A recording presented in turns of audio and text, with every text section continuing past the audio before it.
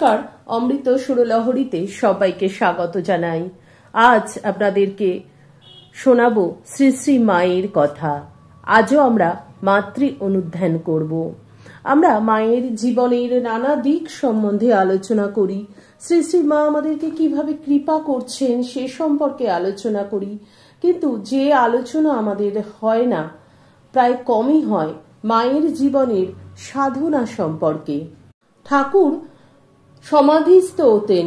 ঠাকুর নানা ধর্মের সাধনা করেছিলেন। দক্ষিণেশ্বরে বিভিন্ন সময় ঠাকুর বিভিন্ন ধর্মের সাধনা করেছেন। কিন্তু শ্রী শ্রী মায়ের সাধনার জীবনটা কেমন ছিল আমরা অনেকেই তা জানি না। আজ আমরা শুনব মায়ের আরো কয়েকটি উল্লেখযোগ্য সাধনার কথা, যে সাধনার কথাগুলো শুনলে নিজেকে ধন্য মনে করবেন। কারণ মায়ের জীবনের নানা দিক জানাটাও আমাদের কাছে আমরা ভাগ্যবান বলেই আমরা সেগুলো জানতে পারি। কারণ মাকে জানা এতটা সহজ নয়, মাকে বোঝা এতটা সহজ নয়। মাকে যে বুঝেছে, যে চিনেছে সেই জানবেন ভাগ্যবান। আর মায়ের কথা শোনা সেটাও খুব ভাগ্যের প্রয়োজন। আমাকে এখানে অনেকেই বলেন যে আমি কবে মায়ের দেখা পাবো, আমি কবে ভাগ্যবান হব ইত্যাদি প্রশ্ন অনেকেই করে থাকেন। তো আমার মতে মনে হয় যারা আপনারা মায়ের এই ভিডিওগুলো শুনছেন বা মায়ের বই পড়ছেন বা বিভিন্ন ইউটিউবে মায়ের কথা শুনছেন, তারা প্রত্যেকেই ভাগ্যবান। কারণ মাকে পাওয়া এত সহজ নয়। শ্রী শ্রী মা বলেছেন যে কাশী বা অন্যান্য তীর্থস্থানে যাওয়া অনেক বেশি সহজ, জয়রামবাটি যাওয়া খুব কঠিন। জয়রামবাটি যেতে গেলে ভাগ্যের প্রয়োজন। তার জ্বলন্ত উদাহরণ কিন্তু আমি বহু তীর্থ দর্শন করেছি, কিন্তু মায়ের স্থানে যাওয়া আমার হয়ে ওঠেনি। অনেক দিন ইচ্ছা থাকলেও যেতে পারিনি। বহু বছর পরে আমি মায়ের স্থানে গিয়েছিলাম। তো সেজন্যই মাকে পাওয়া এতটা সহজ নয়। মাকে যারা পাচ্ছেন, মায়ের কথা যারা জানতে পাচ্ছেন, তারাই জানবেন যে আপনারাই মাকে এইভাবে পেয়েছেন এবং আপনারা প্রত্যেকে ভাগ্যবান, প্রত্যেকে মায়ের কৃপা পাচ্ছেন। আজকে আমাকে একজন কমেন্ট করেছিলেন, ময়ূক ফেভারিট বলে একজন কমেন্ট করেছেন। আমি ঠিক নামটা খুব ভালোভাবে পড়তে পারলাম না। তো উনি বলছেন শ্রী শ্রী মায়ের সমাধিস্থ হওয়ার কথা, অনেক কথাই কিন্তু আমরা জানতে পারি না, বা তার সমাধিস্থ হওয়া প্রসঙ্গে বিশেষ কিছু আমরা জানতে পারি না। তো আমি কয়েকটি মায়ের সমাধিস্থ হওয়ার ঘটনা আজ এখানে তুলে ধরব। বিশেষ উল্লেখযোগ্য কয়েকটি ঘটনা। মায়ের যারা অন্তরঙ্গ ছিলেন, যারা মায়ের সঙ্গে সর্বদা থাকতেন, তারাই একমাত্র মায়ের এই সমাধিস্থ হওয়ার ঘটনা জানেন। এবং সেই সময় মায়ের যে কি অবস্থা হতো, মা কোন অবস্থায় চলে যেতেন সমাধিস্থ হলে, সেগুলোও আমরা জানতে পারবো। ঠাকুরের সমাধিস্থের কথা আমরা কথামৃতের পাতায় পাতায় পড়ে থাকি। কোনো ঈশ্বরীয় প্রসঙ্গ মানেই ঠাকুর সমাধিস্থ হচ্ছেন। ঠাকুর কি আর যে সে মানুষকে বিয়ে করে এনেছিলেন তা নয়। ঠাকুর যদি ভগবান, তো মা ভগবতী। সেই ভগবতীকে ঠাকুর ঘরে এনেছিলেন। তো তিনিও যে সমাধিস্থ হবেন এটা তো খুব স্বাভাবিক। কিন্তু তার যে সমাধি, তা কতটা নিভৃতে নির্জনে ছিল, এবং সেই সমাধি অবস্থায় মা গেলে তার মায়ের যে কি অবস্থা হতো তা আমরা অনেকেই জানি না। চলুন আজ এই অজানা অনেক কথা মায়ের আমরা জানি। শ্রী শ্রী মায়ের সাধনা নিভৃতে একান্তে দক্ষিণেশ্বরে এবং পরবর্তীকালে শ্যামপুকুরে এবং কাশীপুরে। বাইরে তিনি ছিলেন সদা ব্যস্ত সংসারের কাজে, শ্রীরামকৃষ্ণের সেবায়, ভক্ত সেবায়, ভিতরে তিনি অন্তর্মুখী নীরব সাধনায়। আমরা দেখেছি দক্ষিণেশ্বরে যখনই কেউ এসছে, তো ঠাকুর ওখানে খাবেন বলেছেন, ঠাকুর অমনি বলে দিলেন আজ নরেন এসেছেন, নরেন মোটা করে ছোলার ডাল রুটি পছন্দ করে। রামবাবু আসতেন, প্রত্যেকে খেতেন কত কত রুটি, কত কত ভাত, কত সবজি মা রান্না করতেন সারাদিন। ভক্তদের সেবায় মা নিজেকে রাখতেন। কিন্তু মা যে কতটা সাধনায় থাকতেন এবং মা যে কতবার সমাধিস্থ হতেন, শুনবো সে কথা। তার মধ্যে একটি কথা বলে নিই, ছোট্ট একটি কথা। আপনাদের কাছে একটা অনুরোধ করব যে আপনারা এই ভিডিওগুলো একটু বেশি বেশি করে শেয়ার করবেন এবং শেয়ার করে আপনারাও শুনুন এবং অন্যদেরকেও শোনার সুযোগ করে দিন। তাহলে কি হবে, মায়ের সম্বন্ধে আরো বেশি বেশি করে লোকে জানতে পারবে। চলুন এবার মায়ের সাধনার কথা শুনি। যোগিন মা একবার দক্ষিণেশ্বরে শ্রী মাকে সমাধিস্থ অবস্থায় দেখেছিলেন, আর যোগিন মাই শ্রী মায়ের সমাধিস্থ অবস্থার কয়েকটি বর্ণনা দিয়েছেন। 1. বেলুড়ে নীলাম্বর বাবুর বাড়িতে একদিন সন্ধ্যার পর মা, আমি ও গোলাপ দিদি ছাতে পাশাপাশি বসিয়া ধ্যান করিতেছিলাম। যোগিন মা বলছেন যে মা ছিল, আমি ছিলাম এবং গোলাপ দিদি ছিলেন। আমার ধ্যান শেষ হইলে দেখি মা তখনও একভাবে বসিয়া আছেন, স্পন্দনহীন, সমাধিস্থা।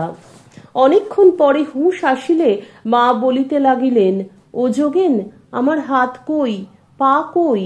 আমরা মায়ের হাত পা টিপিয়া দেখাইতে লাগিলাম। এই যে পা, এই যে হাত, তবুও দেহটা যে রহিয়াছে অনেকক্ষণ পর্যন্ত মা বুঝিতে পারেন নাই। ভাবুন, এমনই সমাধিস্থ মা হয়েছিলেন, এমন কোন জগতে গিয়েছিলেন যে নিজের দেহ বোধটাই নেই। ঠাকুর বলছেন যে এটা খোল, আত্মাটাই চলে যায়। সেই আত্মা এমন কোথাও পৌঁছে গেছিল যে দেহ বোধটাই ছিল না। মা বলরাম বাবুর বাড়িতে ছাতে বসিয়া একদিন ধ্যান করিতে করিতে সমাধিস্থা হইয়াছিলেন। হুঁশ আসিতে বলিয়াছিলেন, দেখিলাম কোথায় চলে গেছি, সেখানে সকলে আমায় কত আদর যত্ন করছে, আমার যেন খুব সুন্দর রূপ হয়েছে। ঠাকুর রয়েছেন সেখানে, তার পাশে আমায় আদর করে বসালে, সে যে কি আনন্দ বলতে পারিনে। একটু হুঁশ হতে দেখি যে শরীরটা পড়ে রয়েছে। তখন ভাবছি কি করে এই বিশ্রী শরীরটার ভিতরে ঢুকবো। ওটাতে আবার ঢুকতে মোটেই ইচ্ছা হচ্ছিল না। অনেক পরে তবে ওটাতে ঢুকতে পারলুম এবং দেহে হুঁশ এলো।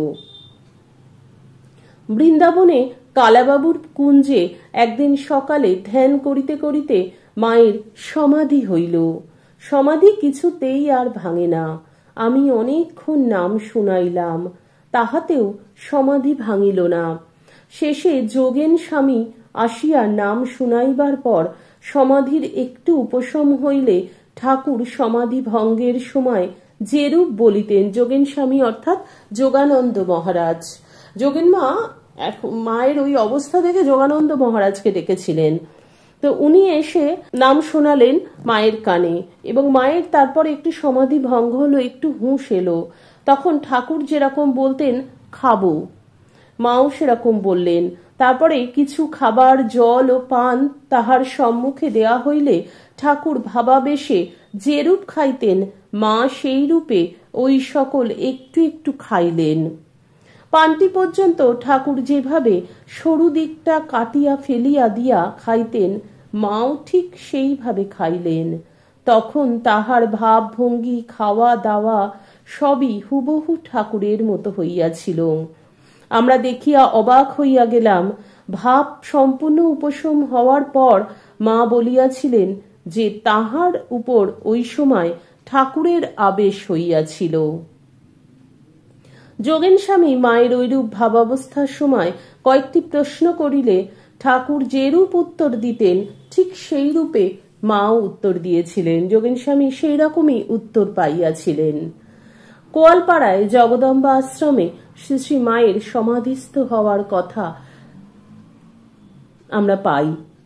স্বামী ঈশানানন্দজি লিখেছেন, একদিন বেলা 11টা আন্দাজ জগদম্বা আশ্রমে গিয়া দেখি মেয়েরা সব চঞ্চল হইয়া উঠিয়াছেন। কেদারবাবুর মা আস্তে আস্তে বলিতেছেন মায়ের ভাব সমাধি হয়েছে। ঠাকুর এই কথাটি বলেই মা অচৈতন্য হয়ে পড়েছেন। মেয়েরা মাথায় ও চোখে জল দিতে লাগিলেন।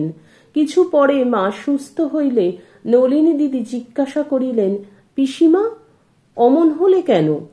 মা বলিলেন, কই কি হলো? ও কিছু না, তোদের ছুঁচে সুতো দিতে গিয়ে মাথাটা কেমন ঘুরে গেল। মায়ের এই কথা শুনিয়া আর কেহ উচ্চ বাচ্চা করিলেন না। ব্রহ্মচারী অক্ষয় চৈতন্য তার শ্রী শ্রী সারদা দেবী গ্রন্থে শ্রী শ্রী মায়ের কয়েকটি সাধনাধির ঘটনা বর্ণনা করেছেন। সাক্ষাৎ ভগবান বাঁশি বাজাইতেছেন মনে করিয়া শ্রী শ্রী মা বংশীধ্বনি শুনিলেই সমাধিস্থ হইতেন। দক্ষিণেশ্বরে কেহ তখন রাতে বাঁশি বাজাইত। এই যে ঘটনাটা মার বলেন না, যে রাত্রে যেন বাঁশির আওয়াজ শুনতে পেতাম, দক্ষিণেশ্বরে তখন যেন কেহ বাঁশি বাজাতো আর মা তখন সমাধিস্থ হয়ে যেতেন। তো সেই কথাটাই এখানে আমরা পেলাম। তপানন্দ বলেন, একদিন জয়রামবাটিতে মা পা মেলিয়া চোখ চাহিয়া বসিয়া আছেন, বাইরের কোনো হুঁশ নাই। আমি অনিমেষ নয়নে সেই ধ্যান মগ্না মাতৃমূর্তি দেখিতেছিলাম। কিছুক্ষণ এইভাবে থাকিয়া মা প্রকৃতিস্থ হইলেন এবং ঈষৎ সংকুচিত ভাবে আসন ছাড়িয়া উঠিলেন। সিন্ধুনাথ পান্ডা লিখেছেন, জয়রামবাটিতে বিজয়া দশমীর দিন সন্ধ্যার কিছু পূর্বে মা আমাকে বলিলেন, ঠাকুরের শীতল দেবে এসো, কাপড় ছেড়ে এসো। কাপড় ছাড়িয়া আসিয়া দেখিলাম মা শীতল দিবার ভোগ লইয়া মামার বাড়ির দাওয়ায় পা দুখানি ঝুলাইয়া বসিয়া আছেন। তাহার খুব কাছেই প্রাচীরের মধ্যেই ঠাকুর ঘর। মা বলিলেন, ঠাকুর ঘর খুলে এসব শীতল দাও, ঠাকুর শয়ন করাও। আমি ঠাকুরদের শীতল ও শয়ন দিয়া আসিয়া দেখি মা সেই একইভাবে বসিয়া আছেন। সেই পা ঝুলানো অবস্থায় তাহাকে প্রণাম করিতে কেমন ইচ্ছা হইল ও পায়ের খুব কাছে আসিয়া প্রণাম করিলাম। মা তখনও স্থির, নিশ্চল প্রতিমা। তখন কি আর করি, দাওয়ার উপর তাহার কাছেই খানিকক্ষণ বসিয়া রহিলাম। জিতেন্দ্র দত্ত লিখেছেন, মাকে প্রণাম করিয়া তাহার পদপ্রান্তে বসিয়াছি। তিনি পা ঝুলাইয়া খাটের উপর বসিয়াছিলেন। হঠাৎ ঠাকুরের ফটো ও মা কালীর পটের দিকে তাকাইয়া বলিলেন, ইনি আর ইনি এক। সঙ্গে সঙ্গে খট করিয়া একটা ঝাঁকি দিয়া তাহার শরীর কঠিনতা প্রাপ্ত হইল ও ডান দিকে ঈষৎ হেলিয়া গেল। নিষ্পলক দৃষ্টিতে পটের দিকে চাহিয়া রইলেন। কতক্ষণ পরে শিথিল হইয়া শরীর আবার স্বাভাবিক অবস্থায় আসিল। অর্থাৎ ঠাকুরের শরীর আর মা কালীর শরীরকে দেখার পরেই মা সমাধিস্থ হলেন। স্বগৃহে মাথুর কীর্তনের বন্দোবস্ত করিয়া বাগবাজারের কিরণ দত্ত শ্রী শ্রী মাকে আমন্ত্রণ করিয়া লইয়া যান। পদাবলী গায়ক যতীন্দ্র মিত্র পেশাদার কীর্তনিয়া ছিলেন না, অথচ অল্প সময়ের মধ্যেই গান খুব জমিয়া যায়। সেই রাত্রেই অন্যত্র যাইতে হইবে বলিয়া যতীনবাবু শ্রীমতী বিরহের অবস্থায় গান শেষ করিতে যাইতেছিলেন। এমন সময় গোলাপ মা চিকের ভিতর হইতে বলিলেন, একখানা মিলনের গান গেয়ে শেষ করো। কোন রূপে শ্রী শ্রী রাধাকৃষ্ণের যুগল মিলন করাইয়া দিয়া কীর্তন সমাপ্ত হইল। নিশ্চয়ই গোলাপ মা জানেন মায়ের কোনো ভাবের কথা, সমাধির কথা। সেই জন্যই গোলাপ মা বলেছিলেন, বিরহের নয়, বিচ্ছেদের নয়, মিলনের গান গেয়ে তবেই শেষ করো। শ্রোতারা একে একে আসর ত্যাগ করিয়া গেলেন। গানের সূচনাতেই মা কেমন ভাবাবিষ্ট হইয়াছিলেন। গান শেষ হইলেও সেইভাবেই বসিয়া রহিলেন। কিছুতেই ভাবভঙ্গ হয় না দেখিয়া গোলাপ মা তাহাকে হাত ধরিয়া তুলিলেন। কাহাকেও কিছু বুঝিতে না দিয়া কোনরূপ জলযোগের মতো যৎকিঞ্চিৎ ভোজন করাইলেন এবং গাড়িতে উঠাইয়া বাড়িতে লইয়া আসিলেন। এখানে আসিয়াও মার ভাবের উপশম হইল না। ঠাকুরের দিকে এক দৃষ্টে তাকাইয়া নিশ্চল প্রতিমার ন্যায় দাঁড়াইয়া রহিলেন। কোন স্থানে যাইবার সময় ও তথা হইতে গৃহে ফিরিয়া মা ঠাকুরকে প্রণাম করিতেন। আজ তাহাও মা করিলেন না। অনেকক্ষণ যাবৎ চিত্তার্পিতের ন্যায় দাঁড়াইয়া আছেন দেখিয়া জনৈক সেবক মা মা বলিয়া ডাকিতে লাগিলেন। ওই ডাক ভিতরে প্রবেশ করাতেই মা চমকিয়া উঠিলেন ও ভাবাবেগ সংযত করিয়া ক্রমে প্রকৃতিস্থ হইলেন। কতকগুলি ঘটনা আমরা মায়ের জানলাম। এছাড়াও মা যখন বৃন্দাবনে গিয়েছিলেন তখন বৃন্দাবনে সেই যমুনা নদী, তারপরে বৃন্দাবনে নিধুবন, বিভিন্ন স্থান দেখে মা অপ্রকৃতিস্থ হয়েছিলেন, মা সমাধিস্থ হয়েছিলেন। এরকম ঘটনাও আমরা পেয়েছি মায়ের জীবনীতে। শ্রী শ্রী মায়ের সাধনা শ্রীরামকৃষ্ণের সাধনা পদ্ধতির থেকে একটু আলাদা ছিল।